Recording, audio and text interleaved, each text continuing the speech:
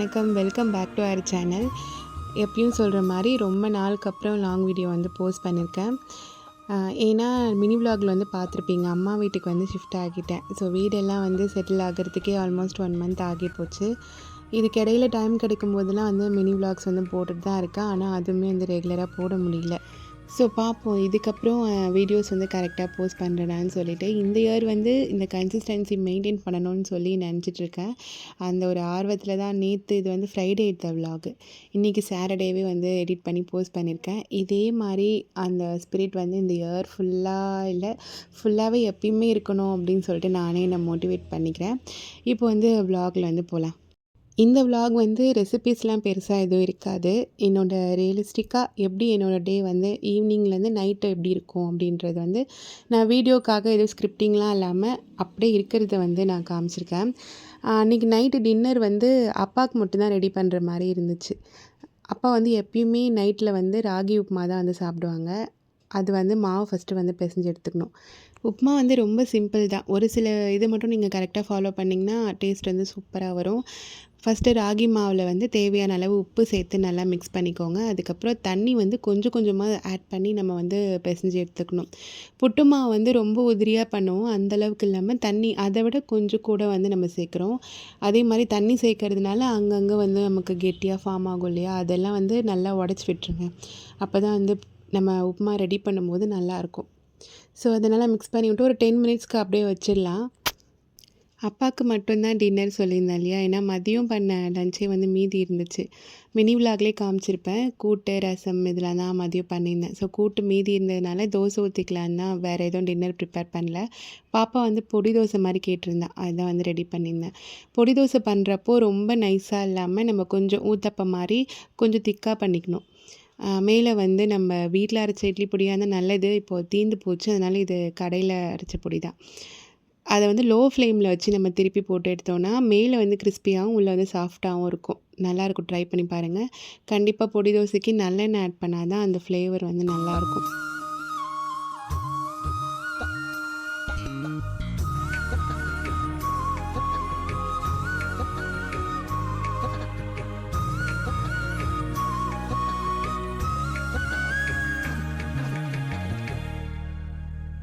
So dosa கூட மதியம் பண்ண கூட்டு வச்சு அவளுக்கு டின்னர் வந்து கொடுத்தாச்சு. அதோடு எனக்கு வந்து நைட் வரைக்கும் கிச்சனில் தான் வந்து வேலை. ஏன்னா மதியம் வந்து பெருசாக நான் கிச்சனில் எந்த வேலையும் பார்க்கல. ஃப்ரைடேன்றதுனால மற்ற வேலைலாம் இருக்கும் இல்லையா, அதனால் நைட் ஒரேடியாக க்ளீன் பண்ணிக்கலான்னு சொல்லிட்டு தான் நான் எந்த வேலையும் பெருசாக பார்த்து வைக்கல. இப்போது வந்து நம்ம கிச்சனை க்ளீன் பண்ணணும். அதுக்கு முன்னாடி ஃபஸ்ட்டு விளக்கி வச்சுருந்த பாத்திரம்லாம் எடுத்து வச்சுட்டு, அதுக்கப்புறம் சிங்கில் இருக்க பாத்திரம்லாம் விளக்கிட்டு, அப்பாவுக்கு அந்த உப்புமா வந்து மாவை ரெடி பண்ணி வச்சுருந்தோம் இல்லையா, அதை தாளிக்கணும். ஸோ இதெல்லாம் முடிச்சுட்டு நைட்டு வந்து கிச்சன் க்ளீன் பண்ணணும். அதுக்கு தான் வந்து பண்ணிகிட்ருக்கேன். எனக்கு அம்மா வீட்டுக்கு வந்ததுக்கப்புறம் கிச்சன் அரேஞ்ச் பண்ணுறது தான் பெரிய டாஸ்க்காக இருந்ததுன்னு சொன்னேன் இல்லையா.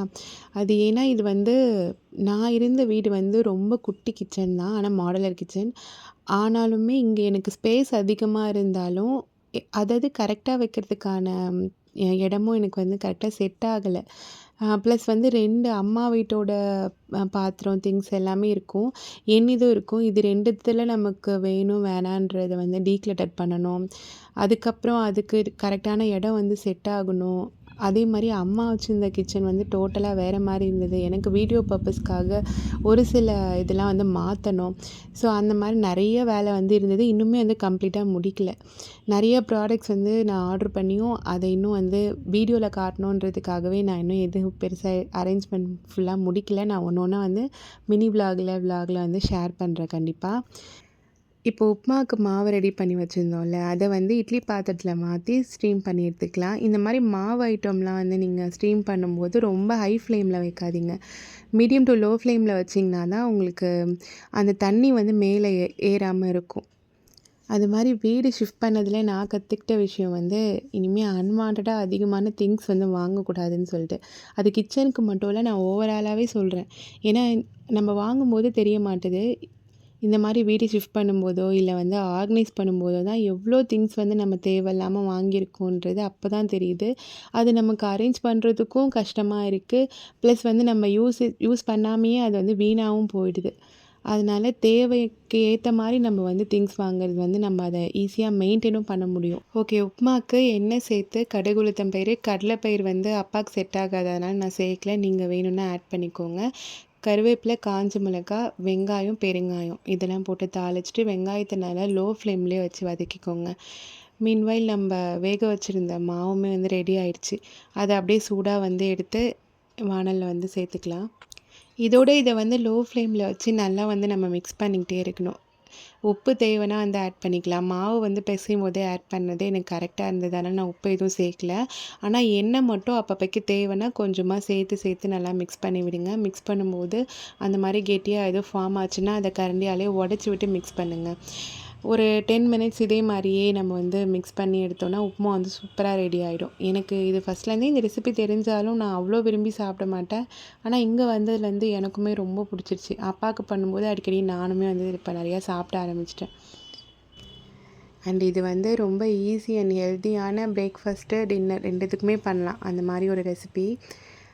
ஸோ அப்பாவுக்கு டின்னர் கொடுத்துட்டு அதுக்கப்புறம் எப்பயும் போல் கிச்சன் க்ளீன் பண்ணுற வேலை தான். மதியமே க்ளீன் பண்ணலன்றதுனால எனக்கு ரொம்ப மெஸ்ஸியாக இருந்தது. ஃபஸ்ட்டு வந்து ஒரு நார்மல் வெட் கிளாத் வச்சு எல்லாத்தையும் தொடச்சி எடுத்துகிட்டு, ரொம்ப வேலை இருக்க நாளில் வந்து நான் அந்த வினிகர்லாம் யூஸ் பண்ணி துடைக்க மாட்டேன். அப்போது வந்து அந்த லைசால் ஸ்ப்ரே வந்து யூஸ் பண்ணிப்பேன். நான் வந்து இந்த ஸ்ப்ரேக்கு நிறைய மாற்றி பார்த்துட்டேன். மிஸ்டர் மசில், அதுக்கப்புறம் சிஃப் கூட வாங்கி ஸ்ப்ரே டைப்பில் யூஸ் பண்ணேன். ஆனால் எனக்கு லைசால் அளவுக்கு எதுவும் செட் ஆகலை. இது வந்து ரொம்பவே எஃபெக்டிவாக க்ளீன் பண்ணுது.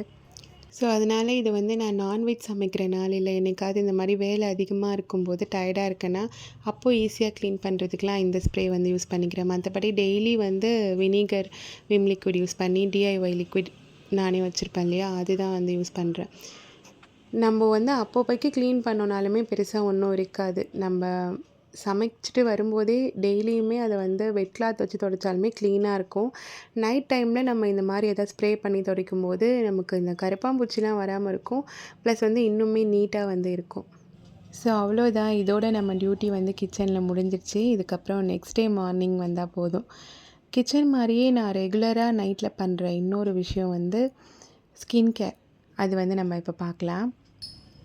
ஸ்கின் கேரில் நான் இப்போது கரண்ட்டாக என்ன ஃபாலோ பண்ணுறேன்னு வந்து சொல்கிறேன். ஃபஸ்ட்டெல்லாம் ஸ்கின் கேர்னால் பெருசாக எதுவுமே இருக்காது. எல்லாருமே ஒரு மாய்ஸ்சரைசர், க்ரீம் அந்த மாதிரி தான் யூஸ் பண்ணுற மாதிரி இருக்கும். இப்போ வந்து 2-3 இயர்ஸாக தான் இது பெருசாக பேசப்படுது. மார்க்கெட்லேயும் நமக்கு வந்து நிறைய ப்ராடக்ட்ஸ் வந்து அவைலபிளாக இருக்குது.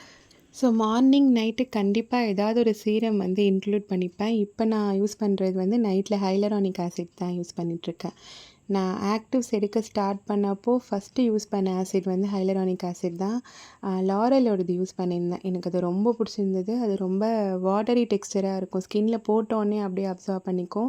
ஆனால் இது வந்து ரொம்ப திக்காக இருக்குது, ஸ்டிக்கியாக இருக்குது. அதனால் நைட்டில் மட்டும்தான் யூஸ் பண்ண முடியும். ப்ளம்மோட இது அது. தென் மாய்ஸ்சரைசருக்கு நான் இந்த ஃபேஸ் ஷாப்போட ரைஸ் செரமைட் மாய்ஸ்சரைசர் தான் யூஸ் பண்ணிகிட்ருக்கேன். இது என்னோடய கசின் சிஸ்டர் தான் சஜஸ்ட் பண்ணியிருந்தாங்க. இப்போ ஆனால் இது என்னோடய ஃபேவரட் ஆகிடுச்சு. ரொம்ப சூப்பராக இருக்கும், லைட் வெயிட்டாக இருக்கும். ஸ்கின்னில் வந்து நமக்கு உடனே அப்சர்வ் பண்ணிக்கும். காலையில் வரைக்கும் நம்ம ஸ்கின் வந்து ரொம்ப க்ளோவாக இருக்கும். உங்களுக்கு பார்த்தா தெரியுதா, இது வந்து கொரியன் பிராண்டுன்றதுனால அந்த க்ளோ வந்து உங்களுக்கு அப்படியே இருக்கும். ஆனால் அது கொஞ்சம் ப்ரைஸி. அது வந்து ஆனால் ரொம்ப நாள் நமக்கு வரும். ஒரு 6 மந்த் ஆக போகுது நான் வாங்கி. அது வந்து செட் ஆகலை அப்படின்னா உங்களுக்கு அஃபோர்டபுள் ஆப்ஷனில் பார்க்குறீங்கன்னா இந்த ரீஈக்குவலோட மாய்ஸ்சரைசர் வந்து ட்ரை பண்ணலாம். இது வந்து உங்களுக்கு எக்ஸ்ட்ரீம் ட்ரை ஸ்கின்னாக இருக்கும் போதும் சரி, இல்லை இந்த மாதிரி வின்டர் சீசன்லேயும் சரி சூப்பராக வந்து இருக்கும். இதுவுமே வந்து கொஞ்சம் எடுத்து அப்ளை பண்ணாலுமே நமக்கு ரொம்ப வந்து ஃபேஸ் ஃபுல்லாக வந்து அப்ளை ஆகிடும். நல்லா வந்து ஸ்கின்னை வந்து ஒரு மாய்ஸ்சர் பண்ணி கொடுக்கும். இதுலேயுமே அந்த க்ளோ வந்து உங்களுக்கு இருக்கும். தென் லிப் பாம்க்கு வந்து இந்த ஃபாக்ஸ்டைலோட தான் யூஸ் பண்ணுறேன். இது ஆக்சுவலி SPF இருக்குது. மார்னிங் டைமில் யூஸ் பண்ணுறது தான். ஆனால் இதில் அந்த ஒரு மாதிரி திக்காக இருக்குது. கூடவே வந்து அந்த ஒரு டிண்ட் இருக்குன்றதுனால நான் நைட்டில் தான் வந்து யூஸ் பண்ணிகிட்ருக்கேன். ஸோ அவ்வளோதான். அதுக்கப்புறம் நான் வந்து காலையிலேருந்து வேலையாக இருந்ததுனால நைட்டு தான் கிளாஸ் அட்டெண்ட் பண்ணிவிட்டு படுக்கிற மாதிரி இருந்துச்சு. நம்மளும் வந்து வீடியோட எண்டுக்கு வந்துட்டோம். இவ்வளோ நேரம் பொறுமையாக என்னோடய வீடியோ பார்த்து சப்போர்ட் பண்ணதுக்கு தேங்க்யூ ஸோ மச். திரும்பியும் இன்னொரு வீடியோவில் ரெகுலராக வந்து பார்ப்போம். தேங்க்யூ.